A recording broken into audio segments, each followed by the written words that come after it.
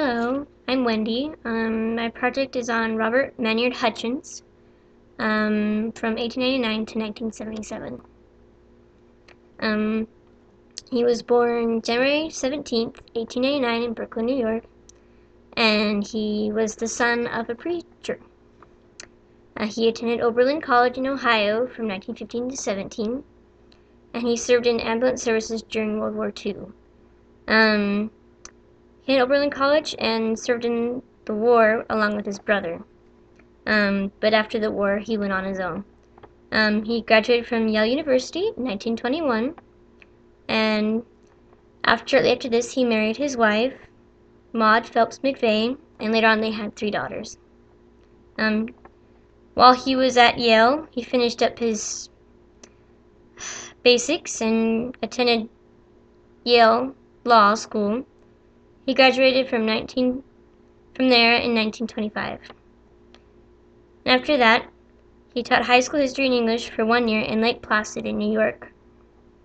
Then he was asked to become Dean of Yale in 1927. He was a teacher there, and a couple years later, he became president in 1929.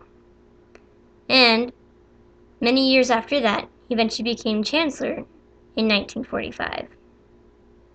He eventually retired in 1951, and sadly, he died May 14th, 1977 in Santa Barbara, California.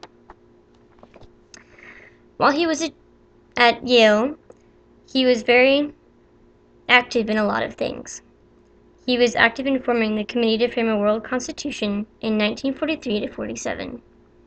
He led the Commission on Freedom of the Press in 1946, and he initiated the Center for the Study of Democratic Institutions in 1959. The main contributions he gave while he was at Yale in changing the system of education and how it went about was mainly he organized the graduate departments, which unified all undergraduate work under one dean. And most notably, he eliminated varsity football from Yale in 1939. However, after he retired, of course, the school went back to their normal ways, but there is one school in Ohio called Shimmer College that continues on with his philosophy. His main philosophy was a secular permanentist, and he believed that education should focus on the lessons of the past, and that the ideal education is one that develops the mind. And his curriculum is based on the great books of Western civilization. He had a great belief that we should know the history. And the effects were that he brought back the basics to education, such as history, English, social sciences, and stuff, and so on.